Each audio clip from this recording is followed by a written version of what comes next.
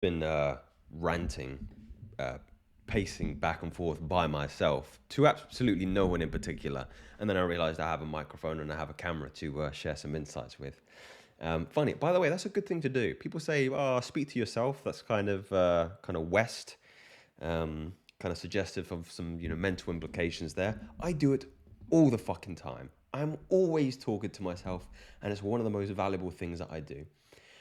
Thoughts are too airy fairy, wishy washy, nebulous. You need to get it down. You need to vocalize it, and then you can actually formulate your thoughts a little bit more. But I was ranting about video games, right? I was ranting about video games. Now, I have a PlayStation 5, by the way.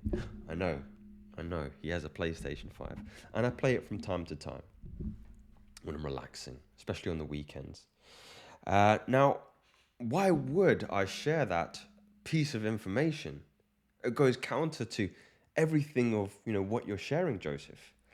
Um, it's interesting about video games. The interesting part of it is how compelling a lot of men find it, and you have to understand why you find it compelling.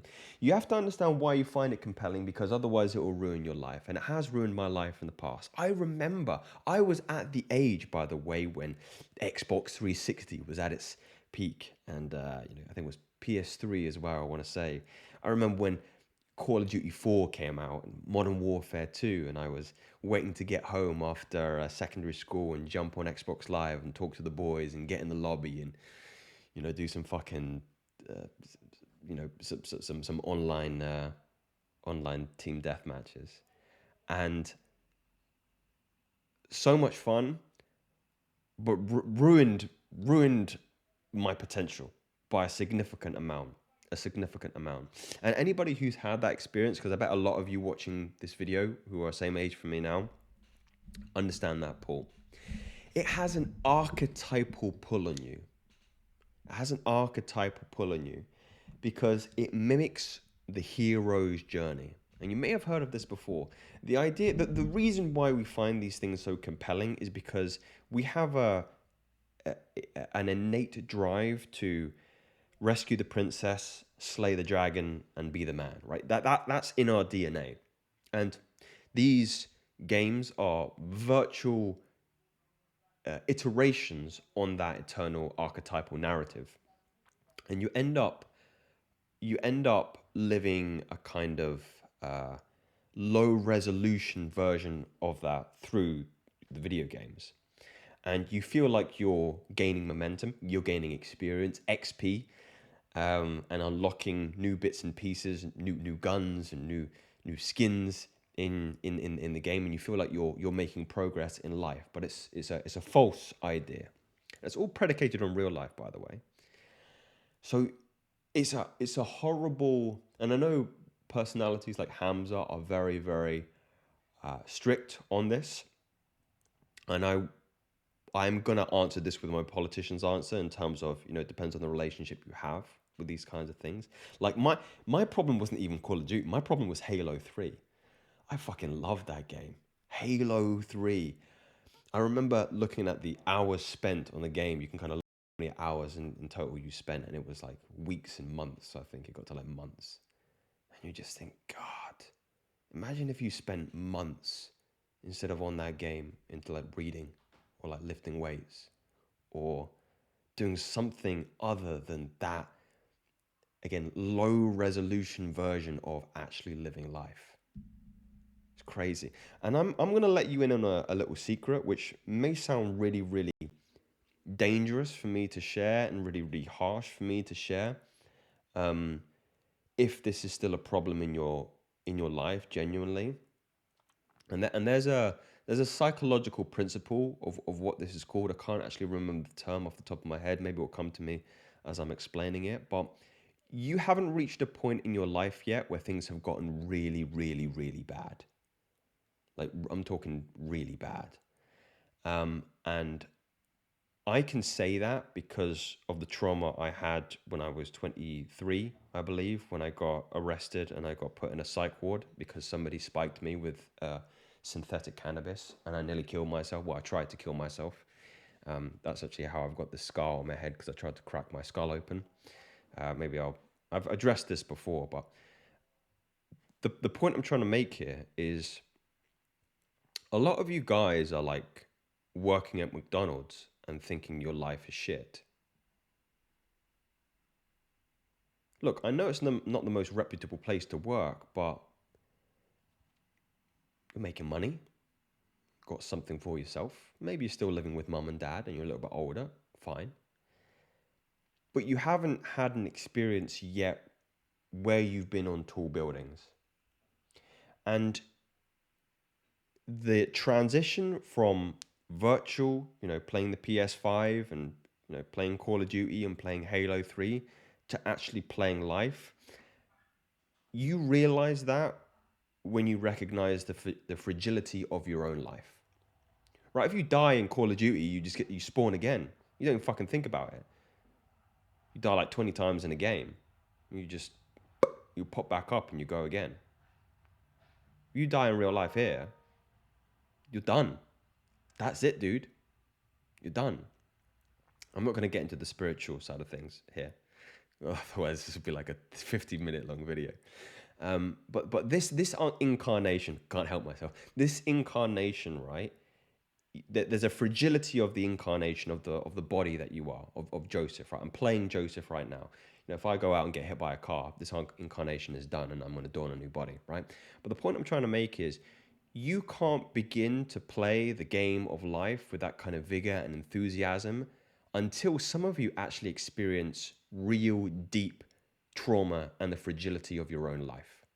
Now, that for me, what happened to me, that was the worst thing that happened in my life. I thought I wasn't going to make out of that psych ward. I spent like 28 days there with like schizophrenics and people with bipolar disorders. I actually woke up with somebody trying to strangle me to death one night. And like that for me is the worst thing that has ever happened in my life by far. And by the way, up until that point, my life was cash, easy, comfortable, no problem. I was working at like Starbucks, easy, no problem. But I was depressed then, right? Again, perspective.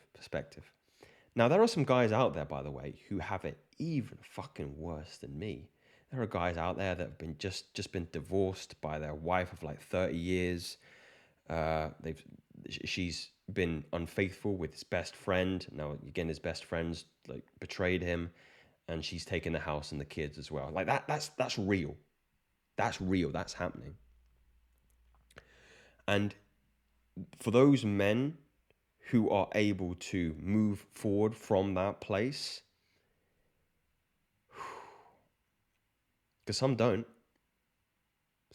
but the ones that are able to move forward from that place, they live every single day like they're living that video game, just vicariously present in the midst of it all. Because they recognize the alternative. They have a reference point for that. Some of you guys don't have a reference point for how fragile these things get. Well, I could have died. I could have died, and I don't over-exaggerate that. I mean, I've read the medical reports when I, again, cracked my skull open and I was like bleeding out and I went unconscious and I was attacking people. That was genuinely really scary shit. And, I'm not saying this to brag because, again, I've said it before. That is nothing compared to what some of you guys watching this have been through in your life. But some of you haven't had that experience yet. And I'm not saying to live your life dangerously, but until you have that experience in your life, you'll forever be playing a low-resolution version of the hero's journey, which is typically escapism into some kind of video games. Like here's a fun little analogy you can use. People are out there playing Pac-Man right now when they can be playing the latest video game now. I think Diablo 4 is one at the moment, right? And people playing Diablo 4 are like, why are people fucking playing Pac-Man? And then there are other people out there who are playing the game of life. They're playing the game of life. And they're looking at people playing Diablo 4 like, what the fuck are you doing? Life is far more entertaining than that shit.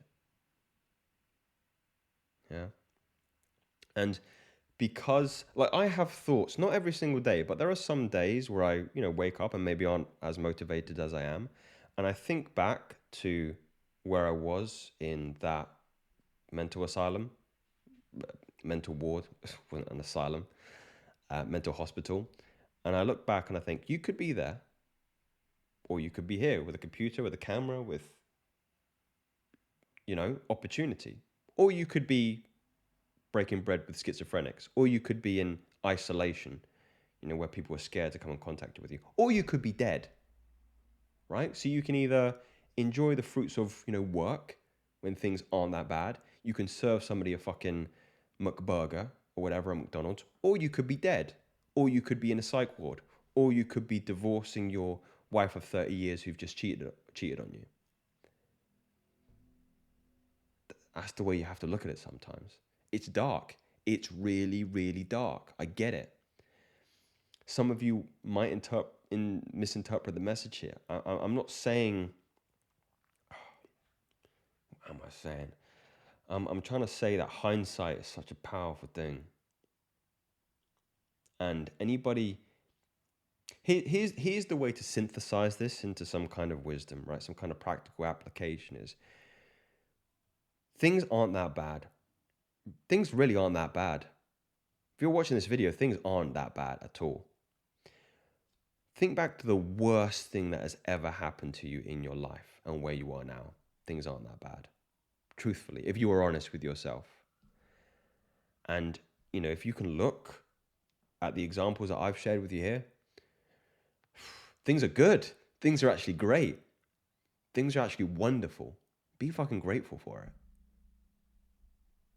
That's all I'll say on that.